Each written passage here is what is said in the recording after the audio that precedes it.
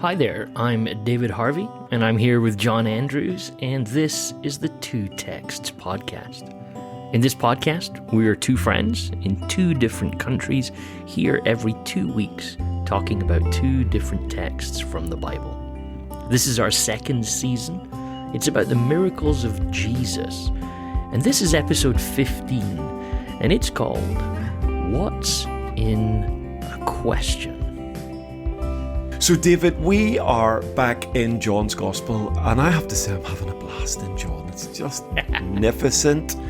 And last time we talked together, we were in John chapter 4 and thinking about this second sign, incredible moment where Jesus heals the royal official's son, and that household comes to faith. Absolutely beautiful stuff. And what's beautiful about the episode that we're doing today is that we're rolling straight from 4 into 5. We rarely get the opportunity to do that. We're normally jumping around in the Gospels. Absolutely. So it really feels like we've got a lovely connectedness here, and we're going to hang around this story, I think, for 2 episodes. There's so much in this. Yes. We're looking at doing 2 episodes in John chapter 5. So it's from 2 texts in 1 episode. We're now at half a text in 1 episode, and we'll probably do that for a little while, John. The next few miracles, I think we're going to jump into John 9 and John 11.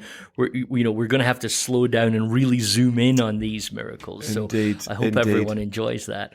I hope so. And of course, it plays into the hands of 2 Celtic men who love talking. So we're sorry about that, folks. We just love talking. And when we're talking about Jesus, it's really, really hard for us to stop. So there we are. So David, it's over to you. Why don't you kick off with a fabulous reading from John chapter 5? Yes, excellent. So I'm going to read through to verse 18 from verse 1. So it begins like this. Some time later, Jesus went up to Jerusalem for one of the Jewish festivals.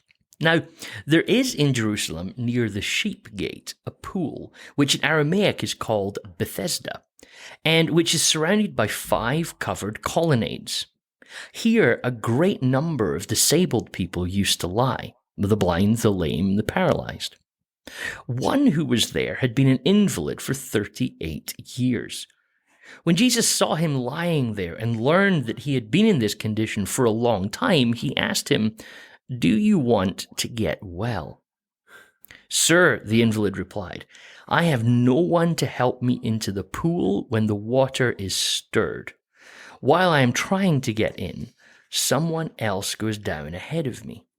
And then Jesus said to him, "Well, get up, pick up your mat and walk." At once the man was cured. He picked up his mat and walked.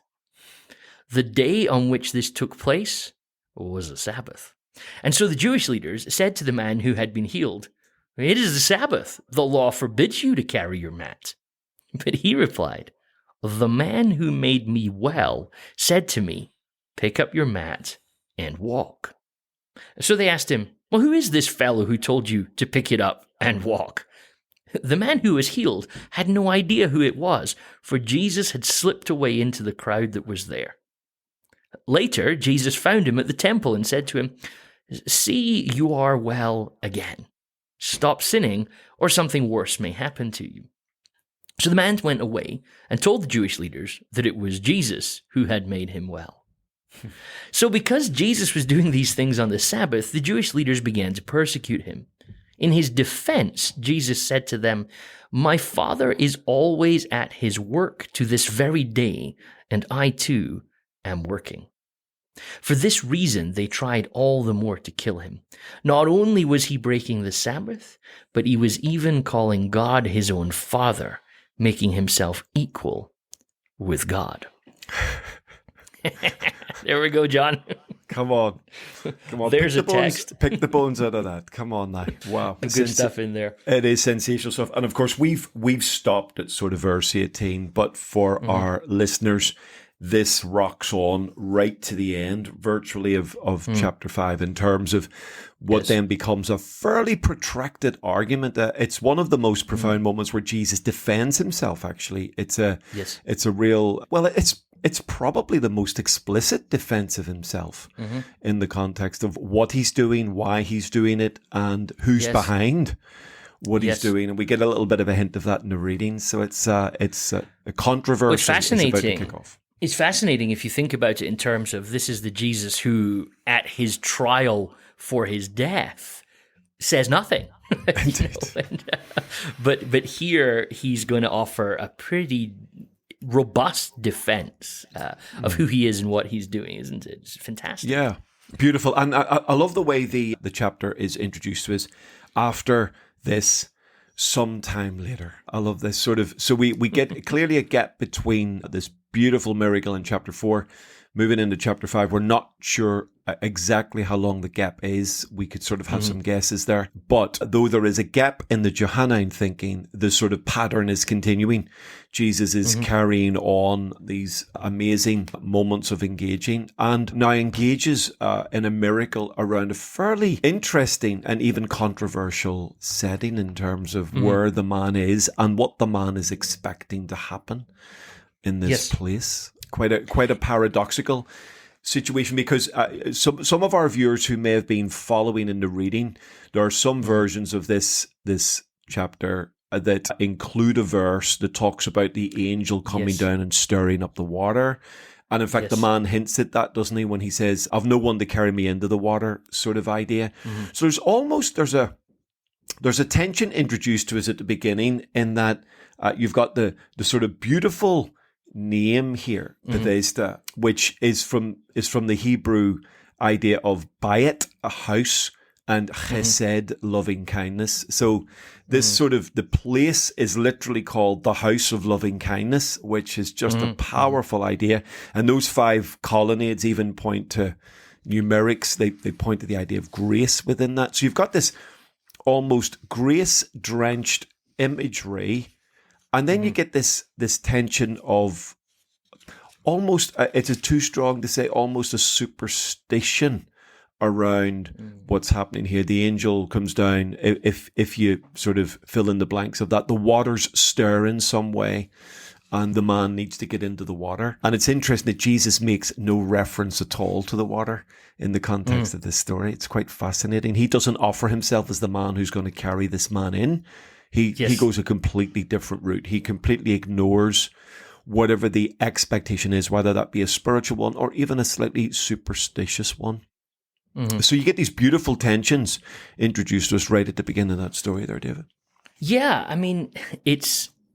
I think, do you think it's worth talking for a little bit, John, about these missing verses? Just because I'm imagining somebody saying, "Oh, wait a minute, what do you mean? There's a jump in verses?" Like the sharp reader, if you were actually looking at the text of John in the New International Version, for example, or the New Revised Standard, you'll notice that you have. Well, if I was to say, "Hey, just turn in your Bibles to John chapter 5, verse 4," if you've got a translation of the Bible from the last 20 or 30 years, you'll immediately go, "Wait a minute, there is no verse 4. It just goes straight from 3 to 5, doesn't it?" Yeah, it does.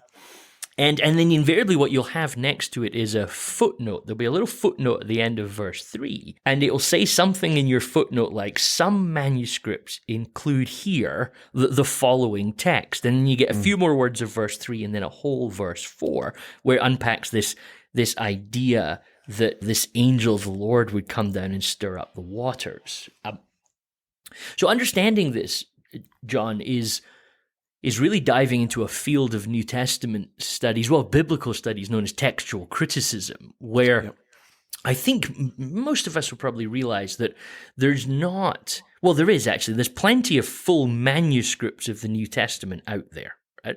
But as you get closer and closer to the time of reading, you start finding fragments and pieces and collections of books and collections of letters until you get right the way back. The earliest surviving piece of the New Testament is a little tiny scrap of John's Gospel that somebody found about 100 or so years ago now. And that probably doesn't surprise the average person that these texts were written and copies were made of them. They were distributed. They perished, fell apart over time, got lost. But then new copies were made, and then people started compiling them together. All of this happened quite quickly in New Testament history. But what that means, of course, and this, I mean, and you can read about this online to your heart's content.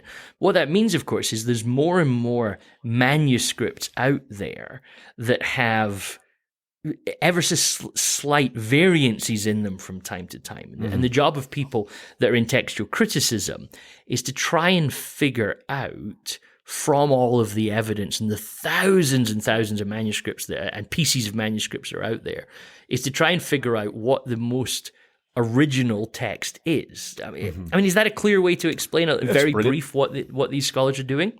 Yeah, absolutely. And it's to help maybe some of our listeners sort of are really aware of this conversation. Some may be slightly alarmed. There's a bit missing, or how do you explain that?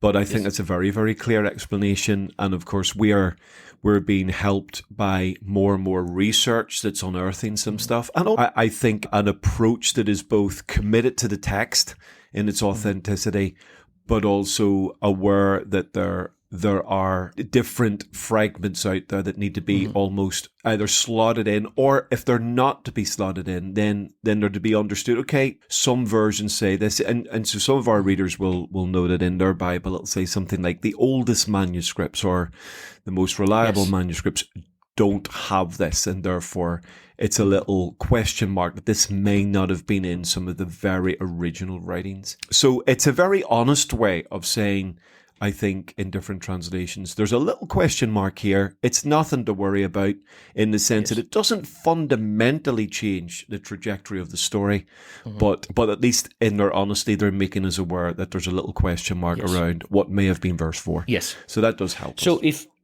if your translation of the Bible, and let me just add a little bit more color here to this, because I do, for me and you, John, there's always this thing that we want the biblical reader to be confident in the translation that's in front of them. So if you're picking up an NIV or a New Revised Standard Version, you can be confident that this is a good translation of the Bible, right? But what used to happen was there was a translation theory out there which was, well, you just use the most complete manuscript that you have access to. That's what happened with the King James. So if you pick up a copy of the King James Bible, you'll find that there is a tail end of verse 3 and verse 4 in this particular text. Right? Actually, side note, this is a little footnote of my own here.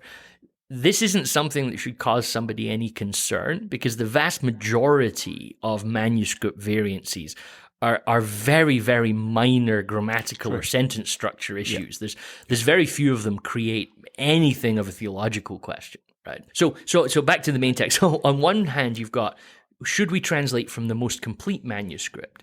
The other option is, should we translate from a sort of eclectic version of what we think represents the earliest text that we have? And most of all of the modern translations go with this theory of let's go to the earliest. So when they get all of the earliest manuscripts, and you can find this stuff out if you really want to, you can even find out the names of the manuscripts they're using.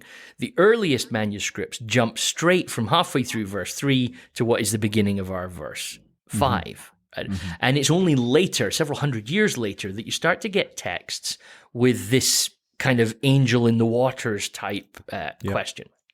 Now, here's my take on that really quickly. This is just my theory, right? But this is a kind of theory which a lot of scholars would sort of buy into. By the time you get to verse 7, the man alludes to the fact that something happens in this water, right? Now, my suspicion is for the earliest readers, they actually understood this. So John doesn't include an explanation of what that means, because everybody knows that, that's that bit where there's superstition or urban myth or some mythology that somebody gets healed if the angel stirs the waters. So then maybe several years later, longer into the process, people are starting to be a little unclear. What does that even mean? So some scholars think that probably what happens is some scribe who's writing a new copy, who's making sure, we're doing a second copy of this John's Gospel to send to a new church somewhere. Some scribe writes in the margins of the scroll, oh, by the way, this is in reference to, and he basically writes, hey, from time to time, an angel of the Lord comes down and stirs up the waters. The first one in would be cured of whatever disease. And so that goes as a little scribal note on the side of the paper, so that when this new church get this, they can make a little bit more sense of this story. And then somewhere over time, when another copy again is made, that little side comment kind of gets included in the main text. Yeah. And so we go on. So I think what we do in the NIV is really helpful, because I think what you've got is probably in the main text is the authentic text. Yeah. And now what you've got as a footnote is some scribal note, probably from the 3rd century, of a scribe trying to help the reader make sense of what, without that, is a slightly unusual story, and we'd have to sort of fill in the blanks. So I think it's helpful for somebody to say, we're not discrediting Scripture. The NIV is not trying to mess with Scripture. It's trying to give you an insight into, hey, this is the most accurate translation based on the text we have. Yes. Hopefully, what we hear in that is, don't stress. Some people, I think, could, if they don't quite get what's going on with textual criticism, it could be like, oh, wait a minute. Are we just picking and choosing what verses from the Bible we want? Yeah. And that's really not what's happening here. Does that work? Oh, it totally works. I'm sure that'll be really helpful for people. And as you say, if people really want to hunt that down, there's a lot of stuff out there that they can connect with on that. But it's one of those elephants in the room we probably can't ignore, because some of our viewers may have been following us in a version of the Bible that has that verse and it goes, David just missed a verse. What's going on there? Yes. And so that just gives a wee bit of an explanation. But what's a wonderful thing, it doesn't essentially change the core, the heart, the trajectory, the meaning, and the actual events of this story. It's simple. Worst, we are left without a little bit of a context. What is this stirring? And of course, we're helped to know that. But even if we didn't have that, if that wasn't included, there's still something powerful and profound going on here. So we've got this gorgeous moment being created in a house of loving kindness, where Jesus steps into this and he sees this man. And you make a really good point, John. One of the reasons why it's not actually important to know what's the myth or the idea around the water being stirred is as you said, and this is actually the most beautiful point, Jesus isn't interested in it. He completely ignores it. The man starts going, wow, there's no one to help me down, and what happens if the water stirred? And by the time I get there, somebody else has gotten in. And Jesus just goes, like, whatever, dude. Let's move on. Absolutely. And what's funny about it, John, and I get this, given where the conversation is going to go, the conversation is going to go into a conversation of Jesus being God. Come on. Like, you've got and John loves his irony, but you've got this real irony that here, Creator God in the flesh is talking to this man about, does he want to be well? And the man is literally having a conversation with Jesus about whether Jesus is fast enough to pick him up and throw him in the water in time. That's it. Like, and what a lesson to us that sometimes we can absolutely miss the point. We can absolutely miss that God's with us, and we're kind of focusing on the small fry. So, and it is interesting. Whatever was going on here at this house of loving kindness, whatever the thing was that this man was anticipating, Jesus completely sidesteps it, and I think that is very, very powerful. I think it's deliberate from John. I think we get this gorgeous clash of two things. The man is hopeful, I suppose, a little bit like the man at Gate Beautiful in Acts 3, looking towards Peter and John. He's hoping for a few pennies or a few shekels to help him out. And Peter goes, actually, I don't have any of that, but what I have, I'll give you. And I think you've got this same sort of scenario. Here's the man. The only way he believes he's going to get any sort of wholeness is get in that water, whoever's stirring it, whenever they're stirring it. And Jesus is diverting him completely away from this spiritual reality or / superstition. He's just completely ignoring it and bringing him to truth. And of course, there is a sort of a deeper subtext there for us, is now that as humans, we are a little bit prone, if we're not careful, to making even superstitions of our spirituality, and those superstitions, please forgive me, viewers or listeners, if that offends, but some of those superstitions can start to eclipse the truth in which actually Jesus wants to manifest. And I love that sort of jarring juxtaposition that's going on in this passage that we see immediately within that. Yeah. So, David, there's an amazing moment here I'd love to reflect with you on. It's sort of glorious and troublesome in some Okay. ways. Verse 3, here a great number of disabled people used to lie. Mm.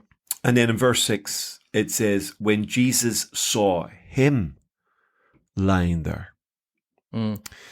So there is a little tension here being created where you're going, okay, is Jesus seeing him while all the others are lying there? Or maybe he's lying on his own. The implication within this seems to be that he's lying there with others, but Jesus sees him. And there's another little sort of sense in this. And having learned that he'd been there 38 years. And the implication of that learning might be that this was a well-known figure and therefore Jesus had picked up the information. But also there might be a sense in which Jesus knew some information here by the power of the Spirit. In the same way he seems to know the woman at the well story, and the same way he knew Nathanael earlier on in John's Gospel, John chapter 1, he's got that knowing of Nathanael and the knowing of the woman at the well in John chapter 4. Does he know here because he's being helped by the Spirit of God in the context of this? And is his knowing of the man, what he knows about the man, or what he has been informed of about the man by perhaps the Father, the Spirit of God, is that then influencing his seeing? And there's a gorgeous combination there. He saw and learned. And yet, of course, there's a whole bunch of other people in that arena. And Jesus seems to, in a troublesome way, seems to ignore everybody else and just go to this man. Any reflections on that? Because it's we can sort of sidestep it and ignore it, but it's there. There's a tension there and it throws up this idea, this tension that we see in Jesus, that we celebrate the places he went, but there's also real evidence. There's a whole bunch of places he didn't go. There's some people he engages with and other people he doesn't engage with, and there is a little tension within that, and there seems to be a little tension within the story. Any reflections or thoughts on that from your end? Yeah, so a couple of things are worth pointing out. If you're reading this in the New International Version, they translate this, and when Jesus saw him lying there and learned that he had been in this condition. So what happens with that reading, I think you kind of assume somebody else. If you construct this image in your head, you kind of assume somebody's there going, oh yeah, he's been here 38 years.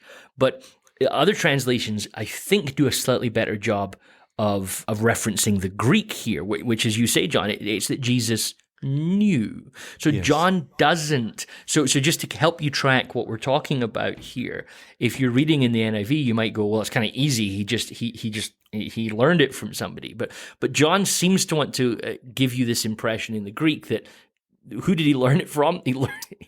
Where does Jesus learn anything from? He learns it from the Father, right? So that's quite interesting. Two things I think are really interesting. Number one, the only way for me to make sense of Jesus' healing ministry is to realize and assume that he doesn't heal everybody. Right. And now, don't hear what I'm not saying. I'm not saying that he tries and fails. It's that he clearly doesn't heal everybody. And this requires us, I think, to realize that Jesus, when he comes to his ministry time, it requires us, I think, to think about what is his miraculous ministry about. And we've alluded to this at various points throughout this Miracles series, that if we build an idea, oh, Jesus came to heal everybody, then you end up, this becomes a highly problematic text for us. Why does Jesus walk into the midst of a lot of ill people and go, you there, you'll do, nobody else? But I'm tempted to think that even within John 5, if you were to read the whole chapter, you'd start to see answers to this question. That Jesus is being driven by an intentionality of his ministry that is pointing the reader, but then those present, towards particular things. Why is he doing this? And so you get this format in that starts to develop. You've spotted it here in John 5. Now, we're not going to talk about John 6 in this series because John 6 is about the feeding the 5,000, the walking on water, and we've talked about that miracle elsewhere in the series. But notice the same format there as well. There's miracle and then extended discussion. And the extended discussions invariably point out what was actually going on in the miracle. And so the feeding the 5,000 wasn't simply about these people are hungry and they need something to eat. Now, we don't want to dismiss that, but Jesus utilizes that miracle to point towards what he's doing in his ministry. So I notice later on in John chapter 5, we get the healing of the man, but then Jesus starts to talk about, well, what you see the Father doing is what I'm going to do. And then he starts to talk about, verse 21, just as the Father raises the dead and gives them life, so also the Son gives life to whomever he wishes, right? And so you get this sense that this man rising from his, and again, English translation, get up, pick up your mat. Greek would the word that's used, get up, is a perfectly good translation, but the word is raise, right? Yeah. So this story is actually a resurrection story, right? Yep. So if this story is a big neon arrow saying to the reader of John's gospel and the observer of the actual story, this is pointing to something else. It's pointing to this new creation journey that we're on in John's gospel. It's not a resurrection, because that's still to come. But it's getting there. And of course, if you track through John's 7 signs, eventually you're going to end up with Lazarus, an actual resurrection, which is still pointing you across to Jesus' resurrection. Yes. So I know that might not satisfy everybody as an answer, but for me, that's how I deal with that tension, John, is that Jesus didn't come just to heal everybody. He came as the Messiah to save the world. So you have to then look at the miracles are working for a particular trajectory, not just simply Jesus came to town and everybody cut up their insurance cards. Yes, yes. And again, I don't know, does that resonate with you? Oh, it's very good, very helpful for everybody. Again, it's trying to perhaps understand what John is also trying to do here, isn't it? So John is highlighting the actions of Jesus, which seem on the surface of it discriminatory, but actually they're incredibly intentional and laser pointed that Jesus is doing something here specifically because it's leaning into other things. And it does help us, especially maybe those from a charismatic or Pentecostal traditional background who would sort of embrace the idea that Jesus was here to heal everybody. And of course, there's a sense in which we embrace the spirit of that.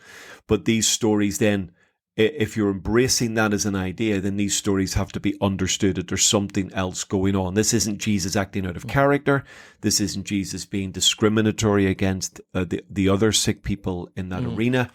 It is Jesus working with the Father for a specific goal and a specific end to produce something that is bigger even than the healing that is going on here. And we start to see that pattern, I think, throughout the Gospel of John. So it does help us. Jesus saw and learned, or having seen and having learned. I like that sort of implication.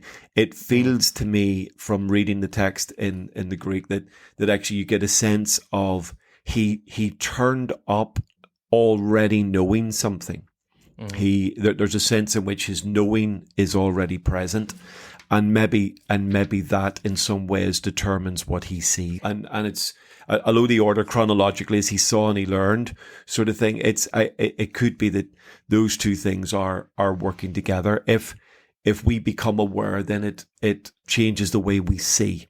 If we are aware that there is someone there like this man, then we are seeing him. We are looking out for him specifically, and it feels a little bit like that's what Jesus is doing here within that, and that fits really well in the genre of John's Gospel, I think. If people were just to scroll back to John chapter 2, in the end of John chapter 2, there's a fascinating little comment, which also leads to just a beautiful little piece of Johannine irony as well, which I can't help but mention. But let's go to the comment first. Verse 23 of John chapter 2.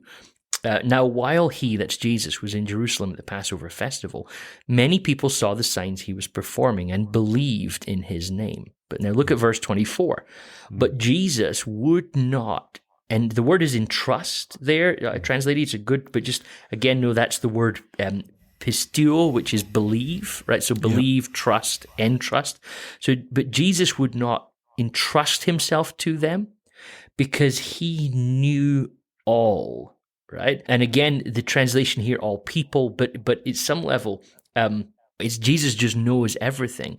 And therefore he did not need any testimony about mankind, for he knew what was in each person, right? Yeah. Or in each anthropos, it's human, right? So this, in Greek, this actually reads really quite well because it says, he did not need any testimony about humans because he knew what was in each human, right? Yep. Now, the brilliant little piece that I've got to point out is that your Bible then stops, and there's a little heading that says Jesus and Nicodemus, and then chapter 3 starts, so you don't come back to that till tomorrow. But there's a brilliant, the way John connects it is just so much fun. It's not really helpful to our point today, but somebody's going to really appreciate this the next time they read this. It says, Jesus would not entrust himself to them because he knew all, right? In fact, he did not need any witness. The word is witness there. He did not need any witness about humans because he knew what was in humans. Yep. Now, there was a human from the Pharisees named Nicodemus, and that's how John intros. It's brilliant the way it happens. So you meet Nicodemus and you're instantly suspicious because Jesus is telling him. So this, to me, though, to the point that I actually want to make, is John has set you up from verse 2 to know, by the way, Jesus knows everything, and he knows what's going on in people's hearts. So if you've been reading John from start to finish, when you get here, when Jesus saw him lying there and knew he'd been in this condition for a long time, I think you as the reader of John's gospel are not overly perturbed by that. Because from start to finish, you've been told Jesus just knows everything. He knows what's going on in people's heart. And you're going to see that theme appear time and again. So he knew about Nicodemus. He knows about this man's situation. And so, basically, he's going to know about the plans of the Pharisees. He knows what Pilate's all about. He knows what Peter's all about. This is the Jesus that you meet in John's gospel. Yeah, it's beautiful. It's beautiful. And there is a gorgeous trajectory in the knowing of Nathaniel in chapter 1. Yes, in a sense that 2 into 3, knowing of Nicodemus, the knowing of the woman at the well, and now he knows something about the guy at the pool. It's just a gorgeous, beautiful series of magnificently constructed breadcrumbs from John, the writer. It's just, and again, doesn't it lean back into, we say this over and over again, and I will never tire of saying this, these guys are not just stringing together random stories and thought, let's throw that in. These are brilliantly constructed ideas that are about connecting thought from one phase of the gospel to the next. So, also, John, what then becomes really interesting is if what you and I are saying is correct, and I think most people, if you just read the gospel, will see that's exactly what's going on. That makes this whole sentence that we're reading, John chapter 5, verse 6, really interesting, because what Jesus appears to now say next clearly is not what he's saying, right? So let me just read the text in case people forgot it. When Jesus saw him lying there and knew that he had been in this condition for a long time, he asked him, do you want to get well? Now just think about that for a second, because everything that we've just said is for the last 4 chapters, we've been telling you that what John's been saying is Jesus knows everything. So that question now becomes really interesting, doesn't it? This is not a question of Jesus saying, I wonder if this man wants to get well, is it? No, it's fabulous. And of course, we are introduced to the question asking God from the very beginning of the biblical text. Actually, the first recorded conversation. We know there's others gone on, but the first recorded conversation between God and the man and the woman is, where are you? It is a question. Now, it is inconceivable from our theological position to believe that God didn't know where they were and didn't know what they had done. So he's not asking the question for his benefit. There's a whole other reason for asking that. And of course, it is fascinating for our listeners to reflect on the idea that Jesus seems to ask in the Gospels somewhere in the region of 307 questions. And he's asking questions all the time. And of course, some of those questions are in a sort of rabbinic context, which is totally understandable. Other questions are sort of in this genre. What seems pretty obvious? Well, of course I want to get well. To the man blind, Bartimaeus, what do you want? What is it you actually want from me? So there are all sorts of questions that he's asking because it's leaning into the response of the person and also knowing what the person wants and knowing how this person is going to respond to him. So it is a gorgeous, paradoxical moment in the text. The one who knew now asks the question as if he doesn't know, because he wants to know what the man knows. He wants to know what the man wants. It's beautiful. And doesn't it throw up again the tension that we manage constantly between the sort of, can I say this language, the sovereignty of God, the all-powerfulness of the Lord, the ability of the Lord, and also this intersect with our human freedom, responsibility, intellect. There's a sense theoretically in this miracle that if the man had have turned around and said, well, I'm just looking for someone to throw me in the water.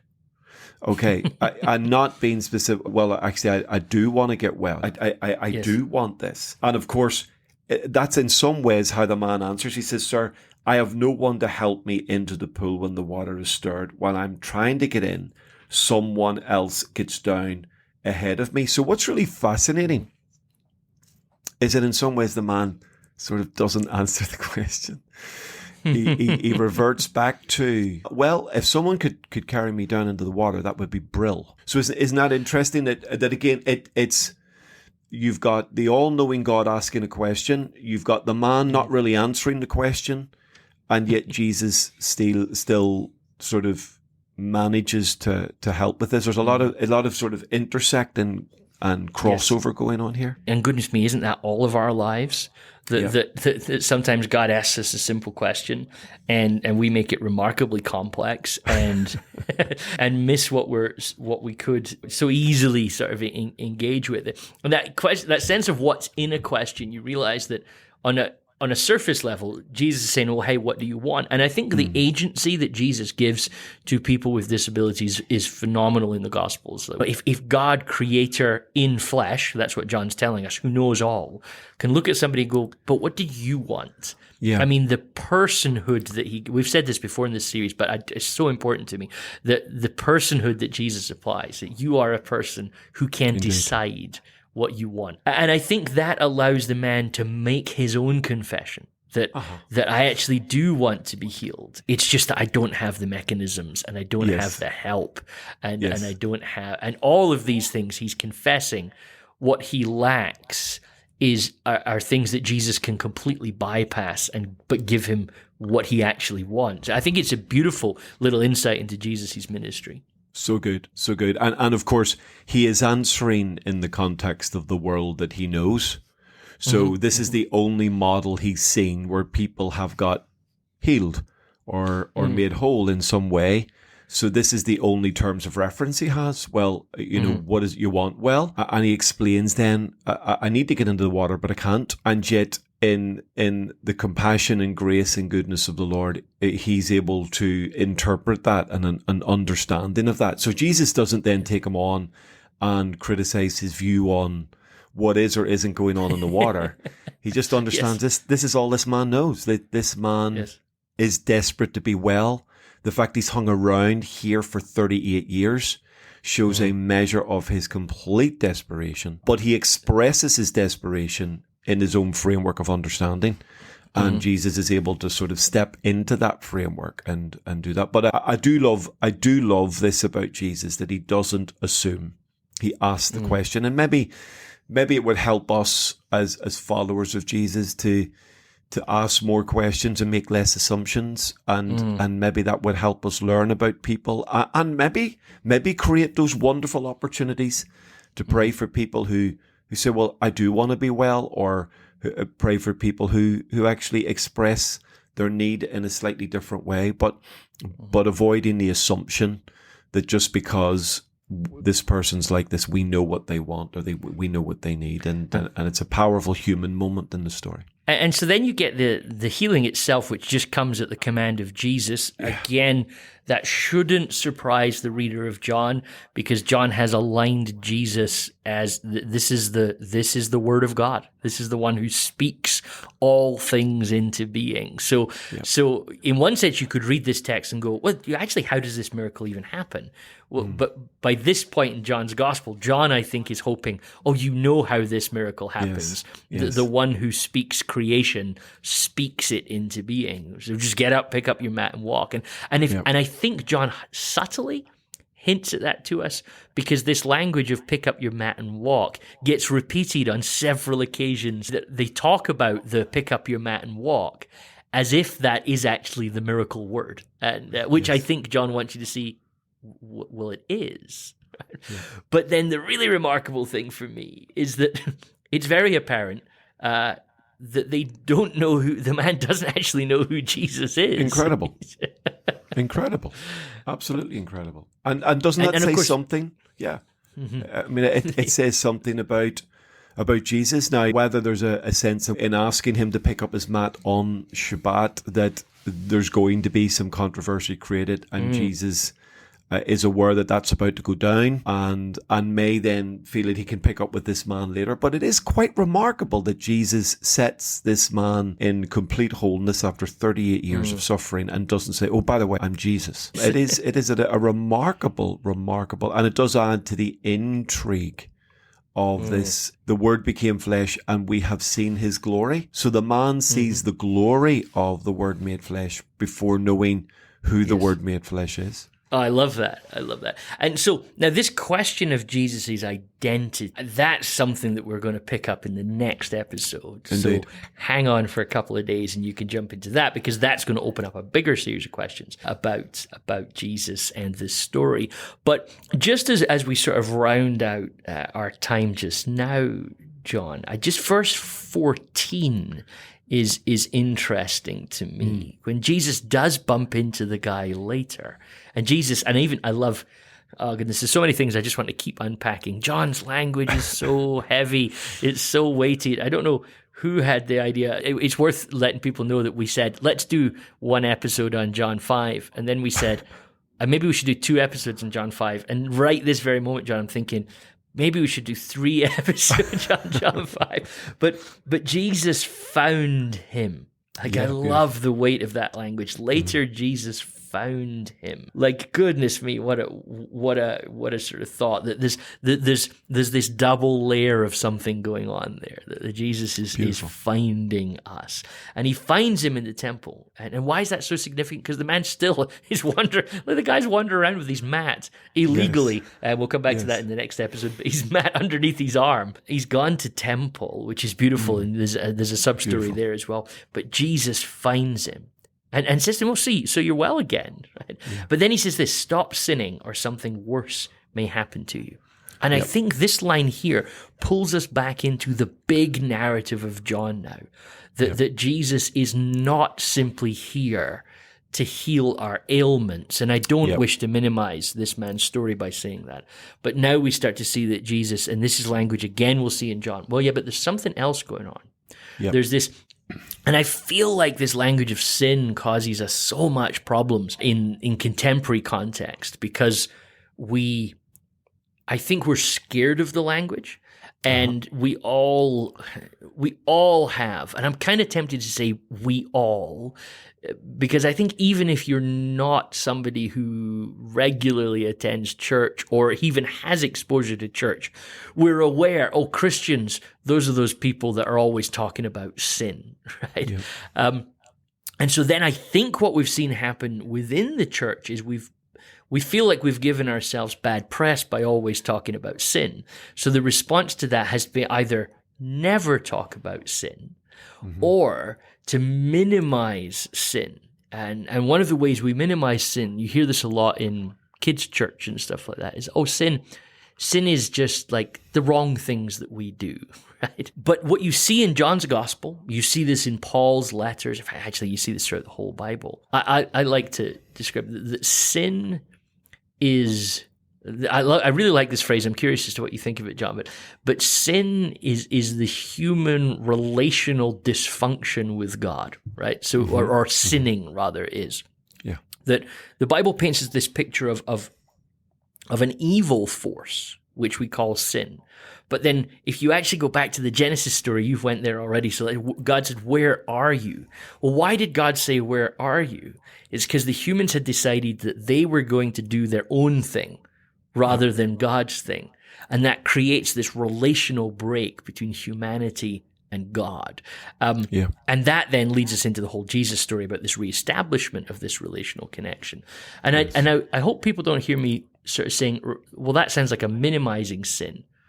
But if you think about it like this, if all of what God's trying to do through his good creation is be in relationship with humanity, and we do things which fracture that relationship, then that's hugely problematic to our story. I mean, how does that work as an explanation, John? I think it's very helpful, and I think it also helps to sort of read this statement from Jesus, because there's no implication in the story previously that the man is there as a sick person because of sin.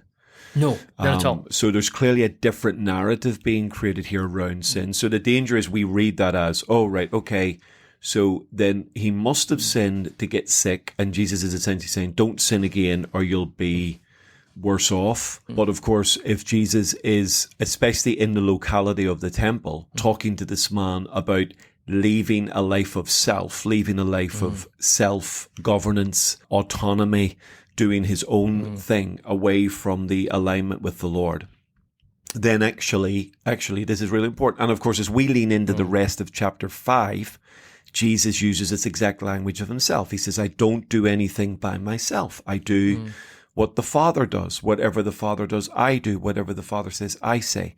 He's always at work and I'm working too.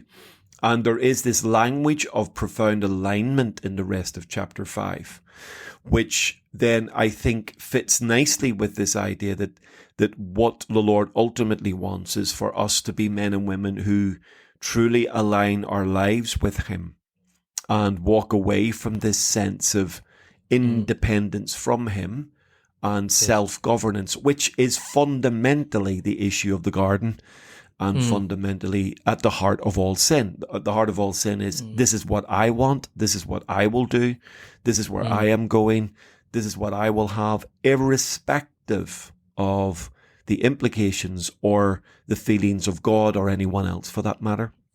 So it absolutely does seem to fit. And I think our viewers, our listeners should not hear it as Jesus warning him that sin somehow is going to take him back into sickness. In fact, later on in chapter 9 of John, Jesus absolutely whacks that one on the head as well.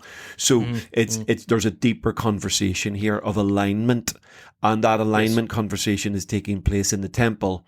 And then straight after this, Jesus talks about his alignment to the Father.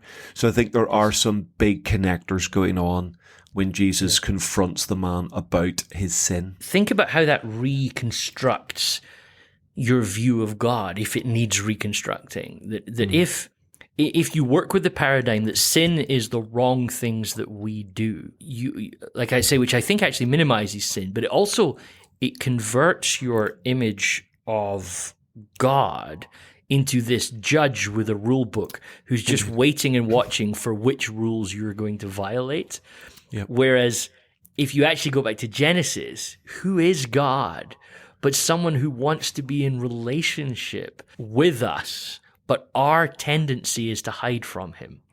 And sin is the things that we do that hide us. Things in one sense, I also want to say you can't hide from God. But there's that sense that we try to, and we attempt to, and we try to live out broken. So God becomes not judge looking for what we're doing wrong, but Father looking to establish relationship with us, which is, again, why the parable of the prodigal son is such a powerful parable of Jesus, because it's reconstructing our idea of God. But if you reconstruct your idea of God, you also have to reconstruct your idea of brokenness and your idea of what sin is. And I think this is what Jesus is almost hinting at. Again, like you say here, because this question of the identity of Jesus is being explored by John and his relationship to God, therefore our relationship to God as well. And I think it's beautiful, David, that the miracle itself begins in a place known as the House of Loving Kindness, which is just absolutely stunning, but has become possibly a place of superstition. But the story finishes in the temple, which is, or at least represented, the physical presence of God, the embodiment of God on earth. And of course, you get this beautiful idea that the man is in the temple doing what he would do as a good Jewish person. But who does he meet in the temple but the person who is the very embodiment of God on earth in that context? So he moves from this place, this house of loving kindness, to this temple precinct where he engages with the presence of God, the Word of God himself. And that, of course, for us has got to be the ultimate trajectory of wholeness and healing. We move from our own ideas. Well, if the water moves and I get in, I'll be whole. But then we move from that to actually, it's Jesus. Jesus is the one that made me whole. Jesus is the one that transformed me. And where does he get that revelation of Jesus but in a temple that represents the very essence and presence of God on earth? So it's a beautiful trajectory, I think, in the story as well. What really launches us into that trajectory is the second half of verse 9, which says, the day on which this took place was a Sabbath. And that sets us up for our next episode. Marvelous. So that is it for today. Thanks so much for listening, and we hope you enjoyed this episode. If you want to get in touch with either of us about something we said, you can reach out to us on podcast@twotext.com or by liking and following the Two Text Podcast on Facebook, Instagram, Twitter, and YouTube. If you did enjoy this episode, we'd love it if you left a review or a comment where you're listening from. If you really enjoyed the episode, then we'd really love it if you shared this with a friend. Don't forget that you can listen to all our podcasts at www.twotexts.com or wherever you get your podcasts from. But that is it for this episode. We'll be back for the second half of this story on Thursday. But until then, goodbye.